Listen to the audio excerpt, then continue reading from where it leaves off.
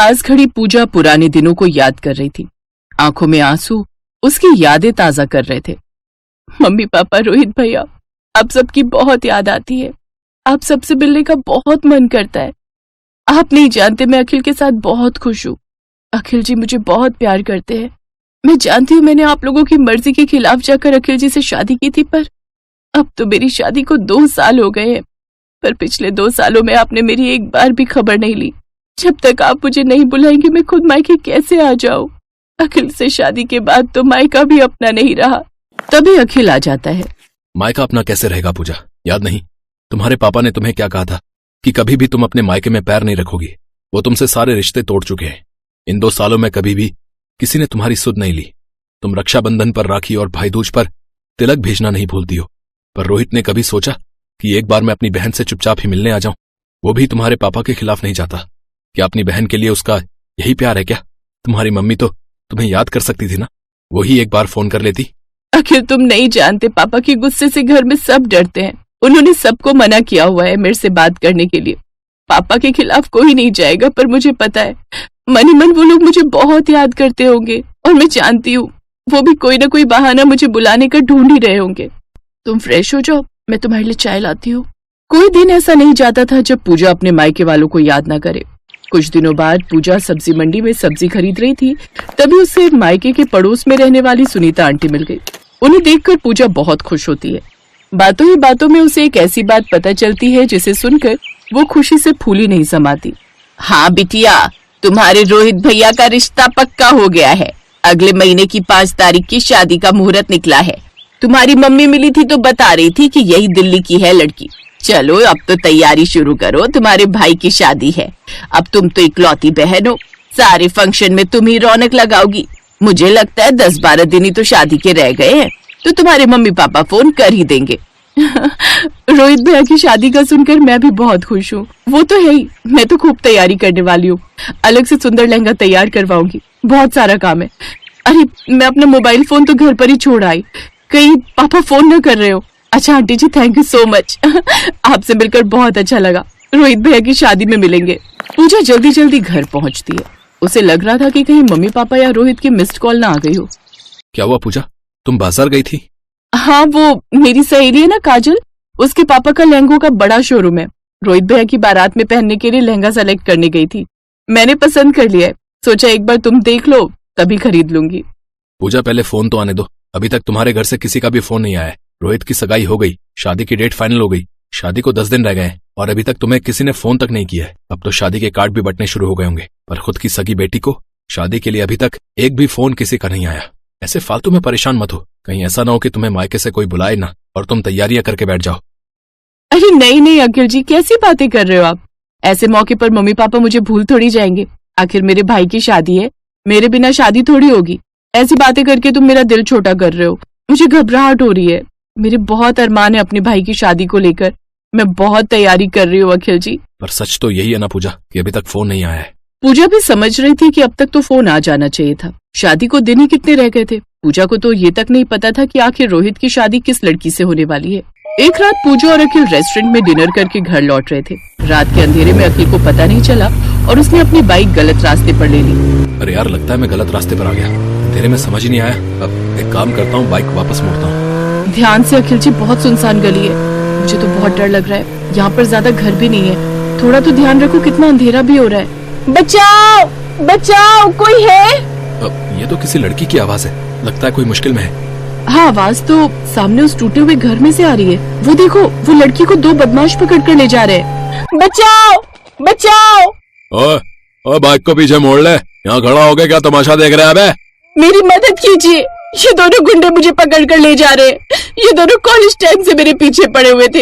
ये लड़का जबरदस्ती मुझसे शादी करना चाहता है। छोड़ मेरा हाथ, छोड़। जब लड़की मना कर रही है तो जबरदस्ती क्यों कर रहे हो? अच्छा तू बीच में बता बे, वरना यहीं के यहीं ढेर कर दूंगा, समझा? मुझे ढेर करेगा तू? जानता नहीं है मैं कौन हूँ? जिम में तेरे जितने वजन के तो मैं डंबल उठाता हूँ। अखिल अच्छे खासे कद काठी का था। दोनों बदमाशों को वो अकेला ही पीट देता है और दोनों बदमाश लड़के वहाँ से भाग जाते हैं। थैंक यू सो मच, आज आपने मेरी जान बचा ली। अब सब ठीक है अखिल, हमें इन्हें घर तक छोड़ देना चाहिए। अब हाँ, तुम ठीक कह रही हो। पूजा और अखिल पूनम को उसके घर तक छोड़ देते हैं। रोहित जी, आज पूजा दीदी और अखिल जीजू ने ही मेरी जान बचाई है। इनके बारे में मुझे कभी किसी ने बताया ही नहीं, पर आज सब कुछ जानकर मैं बस इतना ही कहूंगी कि पूजा दीदी और अखिल जीजू आज मेरे लिए भगवान बनकर आए हैं। पूजा, मेरी बच्ची।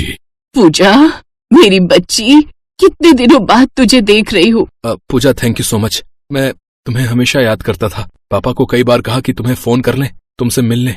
माँ, आप लोग तो मुझे अभी भी शादी में नहीं बुलाने वाले थे ना। आप लोग तो मुझसे सारे रिश्ते नाते तोड़ चुके हो। वो तो आज अनजाने ही पूनम से हमारी मुलाकात हो गई, वरना मैं तो अपने भाई को सेहरा बांधते हुए भी नहीं देख पाती। पूजा की आंखों में आंसू देखकर सब रो पड़ते हैं। सब कुछ ठीक हो जाता है, सारे मनमुटाव खत्म हो जाते हैं। पड़ोसन सुनीता आंटी की बात सच हो गई। अपने भाई की शादी में सबसे ज्यादा आगे आज पूजा ही थी। आज शादी के बाद पहली बार उसे महसूस हुआ कि उसे अपना मायका फिर से मिल गया।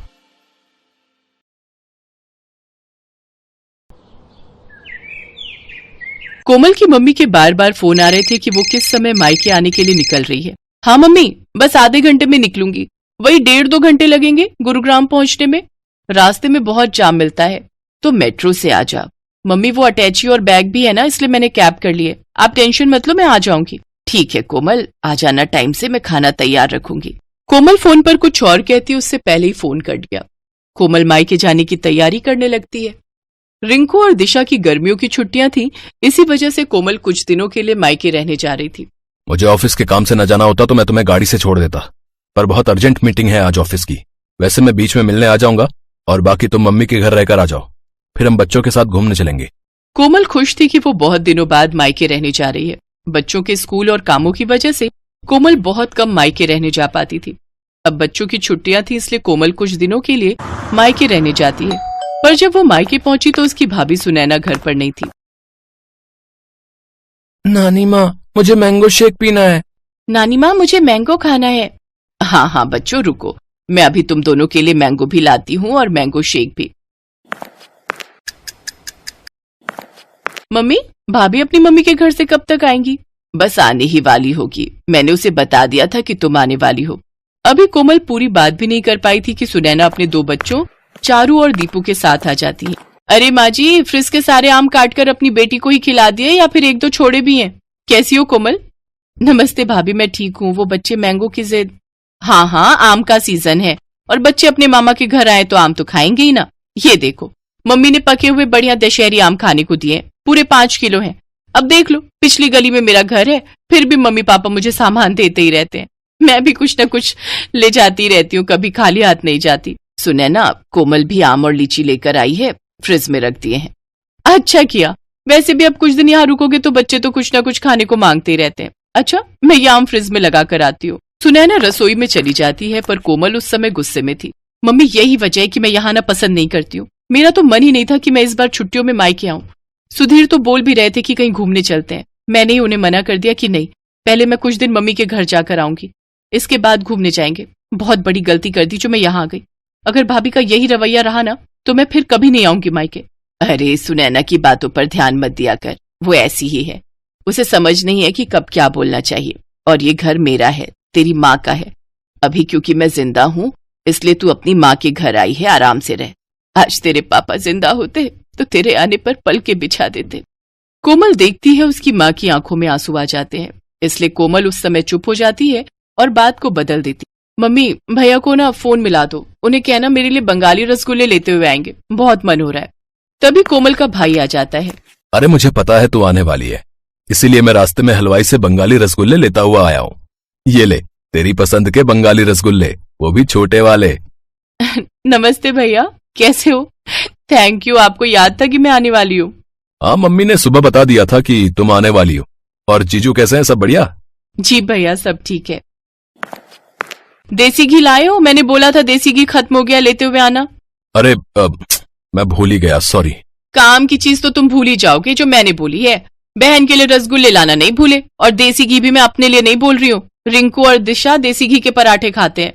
कोई बात नहीं भाभी, पराठे की इतनी जरूरत नहीं है, बच्चे सादी रोटी भी खा लेते हैं। और दाल चावल बने हैं ना, तो उसके साथ रोटी की जरूरत नहीं। नहीं नहीं, मुझे सारी जिंदगी ये थोड़ी सुनना है कि बहन मायके रहने आई और उसे और उसके बच्चों को देसी घी खाने को नहीं मिला। जाओ रवि, आप लेकर आओ। हाँ हाँ, जा रहा हूँ। ये बात तुम सीधे मुंह से भी तो बोल सकती थी। इतना घुमा फिरा कर क्यों बोली? उस समय रवि देसी घी लेने के लिए चला जाता है। सुनैना आगे पीछे तो ठीक रहती थी, पर जैसे ही कोमल कभी रहने के लिए आ जाए तो वो ऐसे ही व्यवहार करती थी।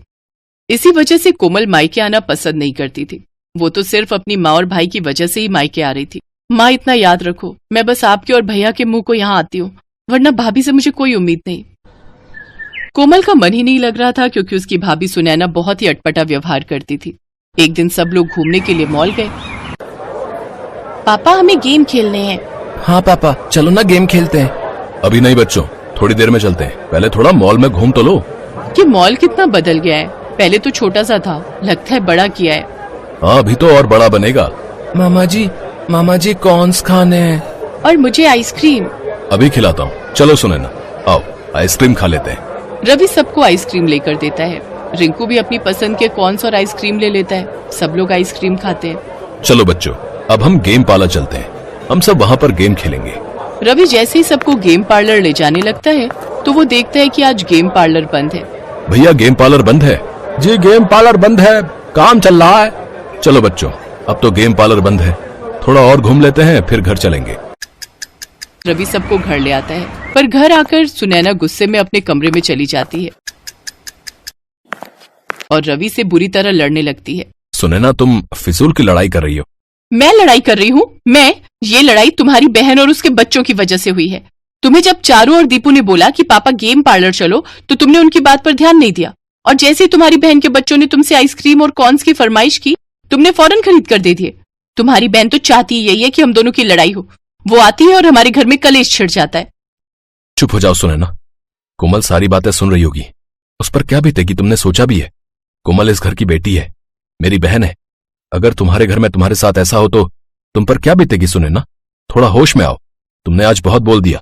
कोमल सब कुछ सुन चुकी थी।